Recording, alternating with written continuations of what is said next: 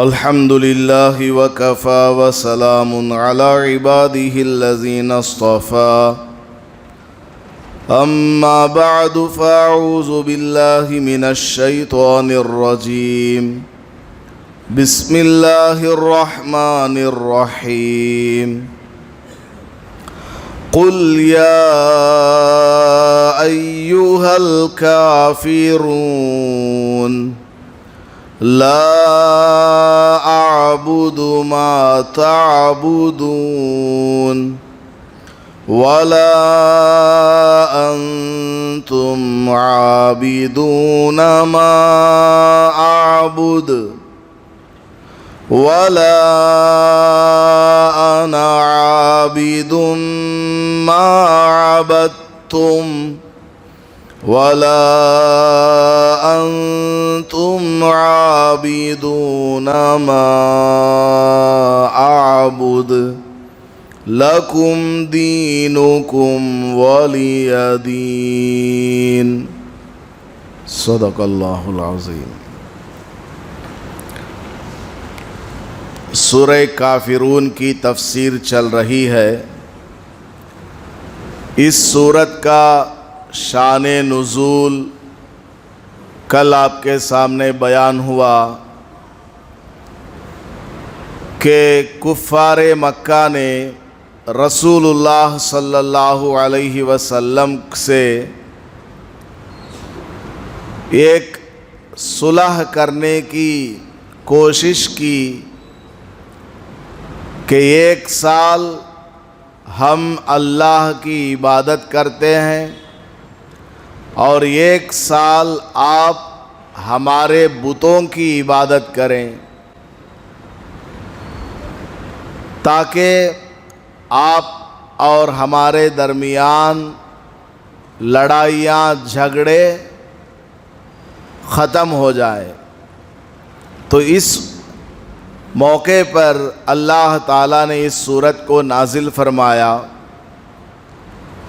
اور 2 ٹوک انداز میں کفار مکہ کو جواب دیا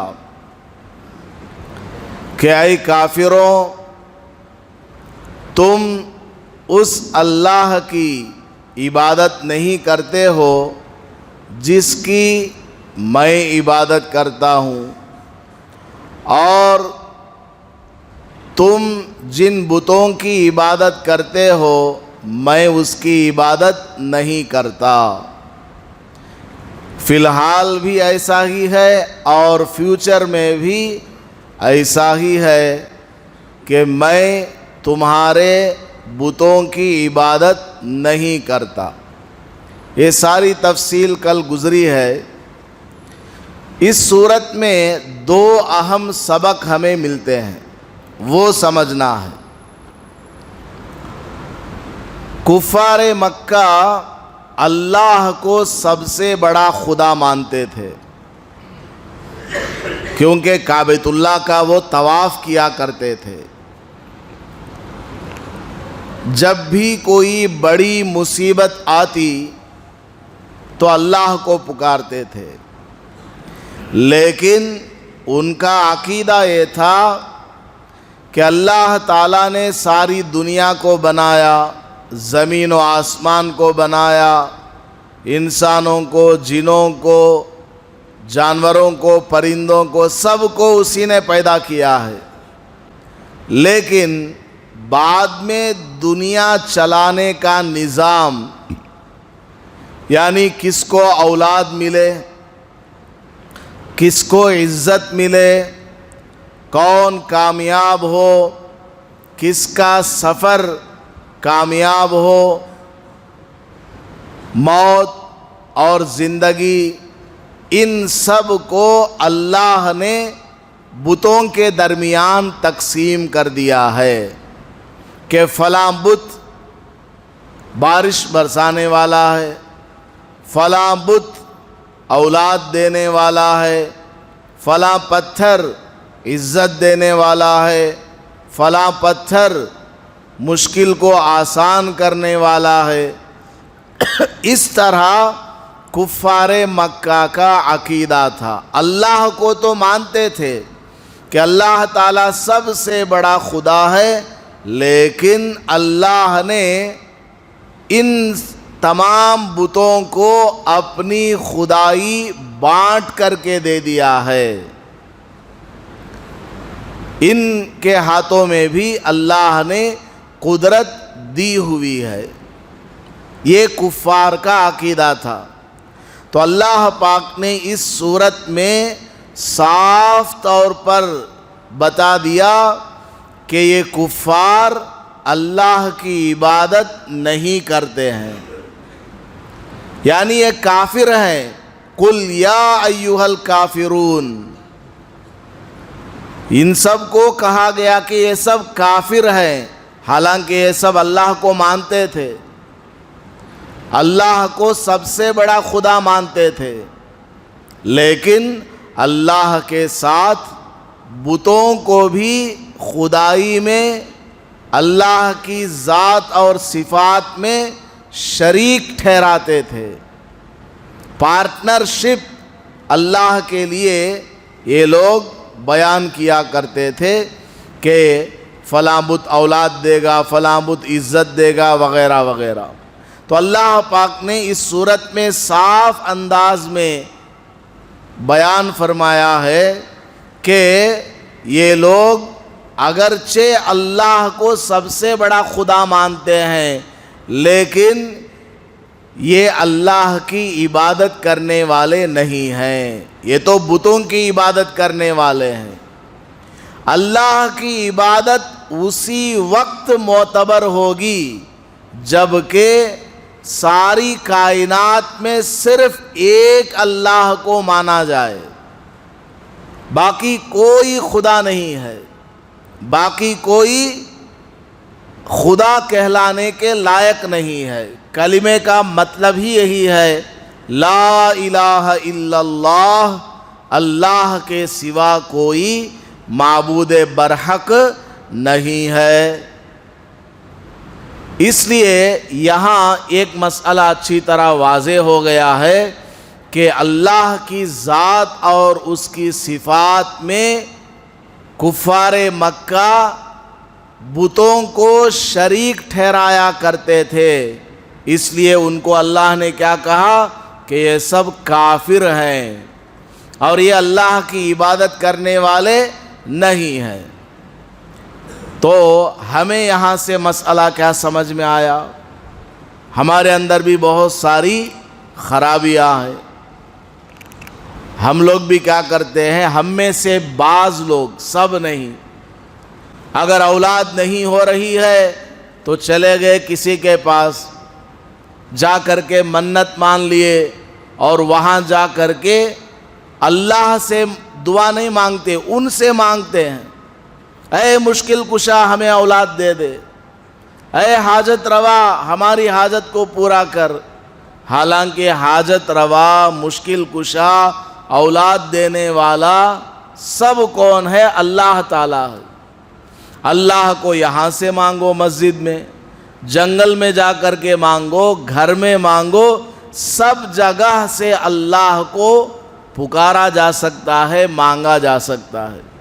ہاں کسی مقدس جگہ جا کر کے، جیسے کوئی آدمی عمرے کے لیے جاتا ہے، عمرے کے لیے گیا، وہاں جا کر کے کوئی خاص دعا اللہ سے کرتا ہے، اس میں کوئی خرابی کی بات نہیں۔ اسی طرح کسی ولی اللہ کا مزار ہے، وہاں جا کر اللہ سے دعا مانگتا ہے، یہ بھی غلط نہیں ہے، بالکل صحیح ہے۔ لیکن یہ عقیدہ رکھنا کہ وہاں جائیں گے تو ہی ہماری دعا قبول ہوگی، یہ بالکل غلط ہے۔ اللہ پاک نے قرآن کریم میں فرمایا وَإِذَا سَأَلَكَ عِبَادِي عَنِّي، جب میرے بندے میرے بارے میں سوال کریں کہ میں کہاں پر ہوں، تو کہہ دو فَإِنِّي قریب، کہ میں بندے کے قریب ہوں۔ کتنا قریب؟ وَنَحْنُ أَقْرَبُ إِلَيْهِ مِنْ حَبْلِ الْوَرِيدِ، کہ میں ہر انسان کے شاہ رگ سے بھی زیادہ قریب ہوں۔ ہمارے حلق میں ایک رگ ہے جو کٹ جائے تو جان نکل جائے، اس سے بھی زیادہ اللہ تعالی ہم سے قریب ہے۔ اجیب دعوت الداعی اذا دعان، اور میں دعا کرنے والے کی دعا کو قبول کرتا ہوں جب وہ دعا کرتا ہے، جب وہ دعا مانگتا ہے۔ تو اگر کوئی یہ عقیدہ رکھتا ہے کہ فلاں جگہ جا کر ہی دعا قبول ہوگی، یہ عقیدہ بالکل غلط ہے۔ دعا تو اللہ تعالی ہر جگہ قبول فرماتا ہے۔ ہاں اللہ نے خود کہا ہو، رسول اللہ صلی اللہ علیہ وسلم نے خود کہا ہو کہ فلاں جگہ جا کر کے دعا کرو تو زیادہ قبول ہوگی، وہ بات بالکل ٹھیک ہے۔ جیسے رمضان کے بارے میں کہا جاتا ہے، حدیث میں آتا ہے افطار کے وقت میں دعا قبول کرو، ضرور قبول ہوتی ہے۔ جمعہ کے دن کے بارے میں کہا جاتا ہے کہ جمعہ کے دن میں ایک وقت ایسا ہے جس میں اگر کوئی بندہ اللہ سے دعا مانگے اللہ تعالیٰ اس کو رد نہیں فرماتا ہے۔ کون سا وقت ہے بتایا نہیں حدیث میں، 24 گھنٹوں میں ایک وقت ہے وہ۔ بعض علماء فرماتے ہیں خطبے کے وقت ہے وہ، بعض فرماتے ہیں عصر اور مغرب کے درمیان ہے وہ۔ تو اللہ نے اور اس کے رسول صلی اللہ علیہ وسلم نے فرمایا ہو کہ اس جگہ جا کر کے دعا کرو تو ہم کریں گے تو بالکل صحیح ہے۔ نہ تو حضور نے بتایا نہ اللہ نے بتایا، ہم خود اپنی طرف سے یہ بنا لیں کہ فلاں جگہ فلاں مزار پر فلاں ولی کے پاس جا کر کے دعا کریں تبھی جا کر کے ہماری دعا قبول ہوگی، یہ بالکل غلط ہے۔ اس سے بھی زیادہ غلط کیا ہے؟ کسی ولی کے پاس جا کر، مزار کے پاس جا کر اللہ سے دعا مانگے بغیر، ولی اللہ سے مانگنا، اے خواجہ ہماری مشکل کو آسان فرما، اے خواجہ ہماری پریشانی کو دور فرما، اور اولاد نہیں ہے اولاد نصیب فرما، نوکری نہیں ہے نوکری عطا فرما۔ اس طرح کسی ولی اللہ سے، کسی مزار والے بزرگ سے مانگنا یہ کھلا ہوا شرک ہے۔ اللہ پاک نے قرآن کریم میں فرمایا ہے ان اللہ لا یغفر ان یشرک بہ ویغفر ما دون ذلک لمن یشاء۔ اللہ تعالیٰ کل قیامت میں اگر معاف کرنا چاہے تمام گناہوں کو معاف کر دیتا ہے، لیکن شرک کو ہرگز نہیں معاف کرتا۔ معاف کرنے کی طاقت تو ہے اللہ کو، لیکن کرتا نہیں ہے۔ اتنا بڑا گناہ ہے شرک۔ ان الشرک لظلم عظیم، 21ویں پارے میں اللہ نے بیان فرمایا۔ تو بہرحال اس صورت میں ہمیں ایک بات یہ سمجھ میں آئی ہے، مفسرین کرام نے بیان فرمایا ہے کہ کفار مکہ اللہ کی ذات اور اس کی صفات میں بتوں کو شریک ٹھہرایا کرتے تھے، تو اللہ پاک نے فرمایا ہے کہ یہ لوگ اللہ کی عبادت نہیں کرتے، اگرچہ وہ کہتے ہوں کہ ہم اللہ کی عبادت کرتے ہیں، نہیں کرتے۔ اللہ کی عبادت اسی وقت مانی جائے گی جب کہ اس کی خدائی میں کسی کو شریک نہ بنایا جائے، اللہ ہی کے بارے میں عقیدہ رکھا جائے کہ وہی زندگی دینے والا، موت دینے والا، اولاد دینے والا، عزت دینے والا، سب کچھ کرنے والا وہی ہے۔ دوسری بات اس صورت میں جو سمجھ میں آئی ہے وہ کیا؟ کفار مکہ نے حضور سے صلح کرنے کے لیے کہا کہ 1 سال آپ ہمارے بتوں کی عبادت کریں تو اگلے سال ہم آپ کے اللہ کی عبادت کریں گے۔ اس کو اللہ نے منع فرمایا، یہ فرمایا کہ ایسا ہرگز نہیں کرنا ہے، ایسا ہرگز نہیں کرنا ہے، چاہے کچھ بھی ہو جائے، چاہے جان چلی جائے۔ حدیث میں آتا ہے نبی پاک صلی اللہ علیہ وسلم نے فرمایا لا تشرک باللہ، اللہ کی ذات میں اور اس کی صفات میں کسی کو شریک مت بناؤ۔ وَإِن قُتِلْتَا اگرچہ تم کو قتل کر دیا جائے، او حرقتا اگرچہ تم کو آگ میں ڈال کر جلا دیا جائے، اللہ کے سوا کسی کو خدا نہ بناؤ اور اس کی خدائی میں کسی کو شریک نہ ٹھہراؤ۔ ایک واقعہ سنا کر بات ختم کرتا ہوں۔ حضرت عمر فاروق رضی اللہ تعالیٰ عنہ کے دور خلافت میں ملک روم کی طرف حضرت عبداللہ ابن حذافہ رضی اللہ تعالیٰ عنہ کو حضرت عمر رضی اللہ تعالیٰ عنہ نے لشکر دے کر کے بھیجا کہ آپ فوج لے کر کے جائیں، رومیوں کے خلاف جنگ ہے۔ لشکر وہاں پر پہنچا تو رومیوں نے اس کو لشکر کو اپنے قبضے میں لے لیا، قید کر لیا۔ رومیوں کا جو بادشاہ تھا اس نے کمانڈر سے کہا، امیر لشکر سے کہا کہ اگر آپ ہماری بات مان لیتے ہیں، ہم جس کو خدا سمجھتے ہیں اس کو آپ خدا سمجھتے ہیں اور اللہ کو خدا نہ سمجھیں اور اسلام سے آپ پھر جائیں تو میں اپنی بیٹی کی شادی آپ کے ساتھ کرا دوں گا اور میری آدھی سلطنت آپ کے نام کر دوں گا۔ یہ رومیوں کے بادشاہ نے کہا تو کمانڈر عبداللہ ابن حذافہ نے ان کو جواب میں کہا، آدھی سلطنت کیا پوری سلطنت دے دو یا ساری دنیا لا کر کے رکھ دو، میں اسلام سے ہٹنے والا نہیں، اسلام سے میں پھرنے والا نہیں ہوں۔ تو اس نے کیا کیا، بادشاہ نے چولہا جلایا، اس میں کڑھائی رکھا اور اس میں تیل ڈلوایا اور کہا کہ اگر اسلام سے نہیں پھرو گے اس ابلتے ہوئے پکتے ہوئے تیل میں تم کو ڈال دیا جائے گا۔ انہوں نے کہا کہ ہم اسلام سے نہیں پھرتے۔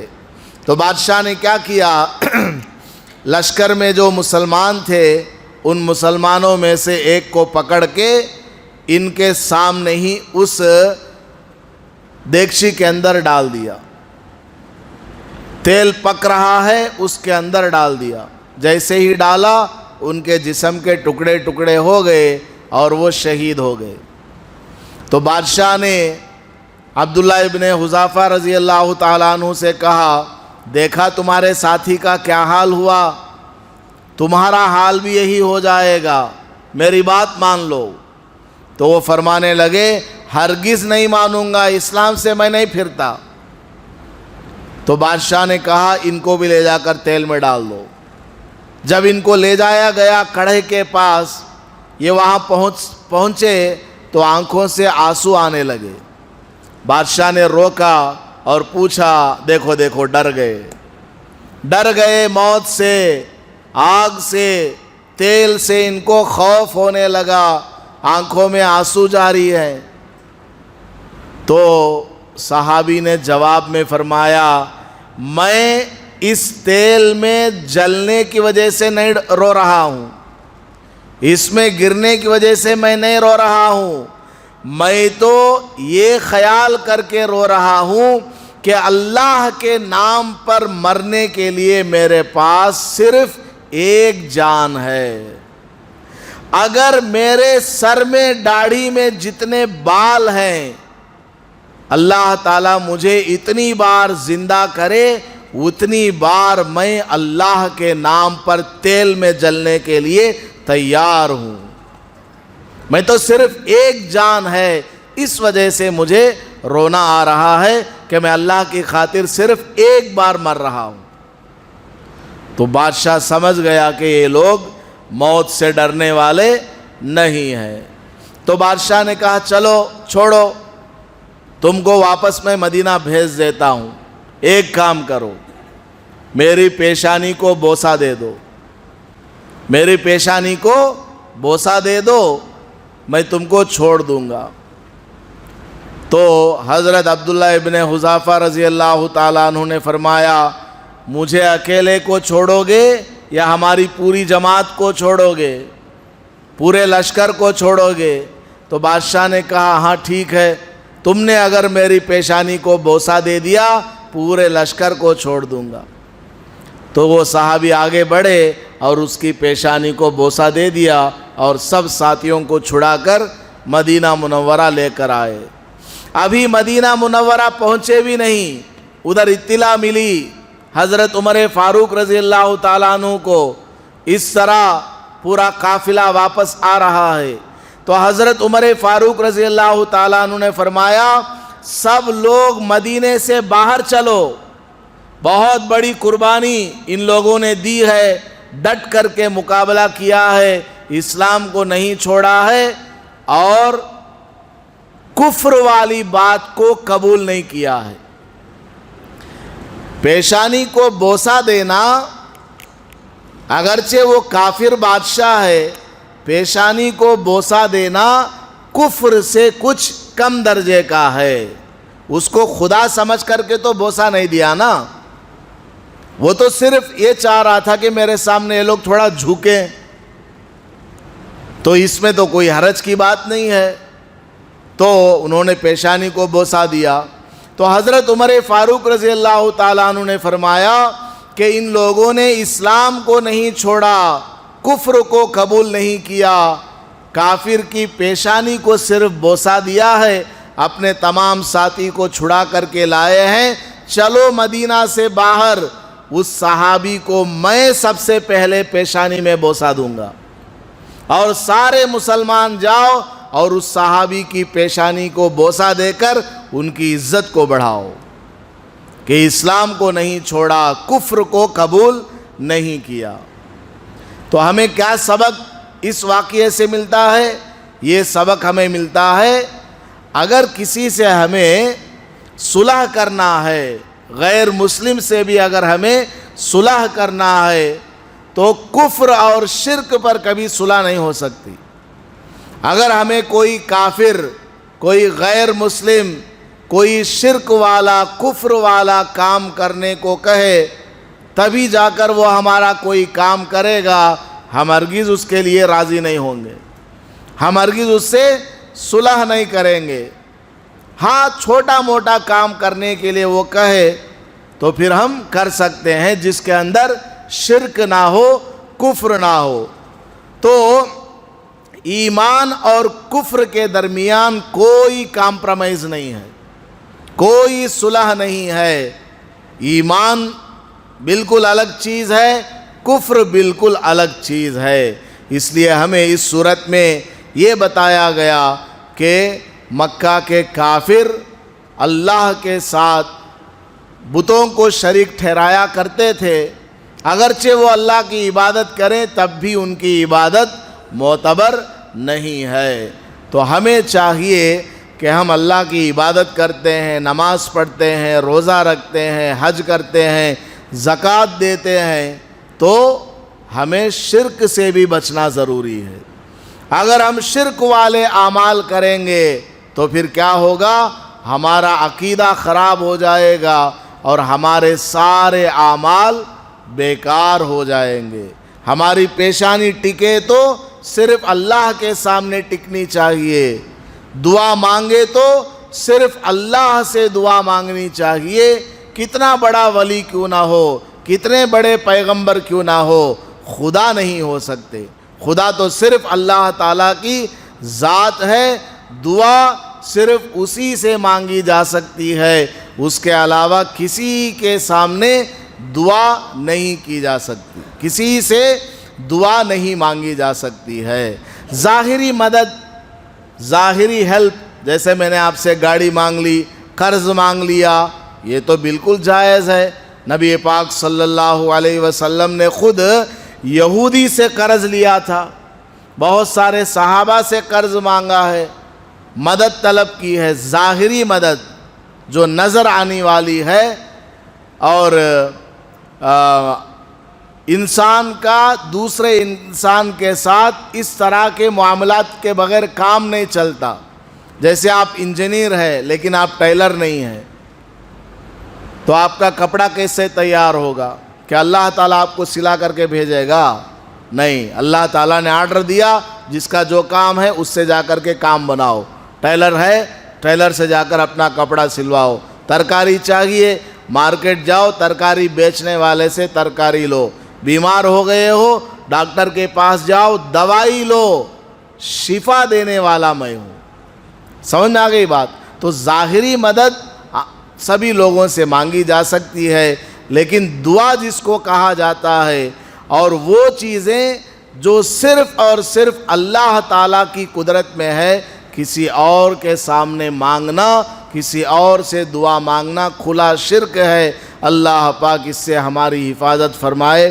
آمین. وآخر دعوانا الحمد للہ رب العالمین.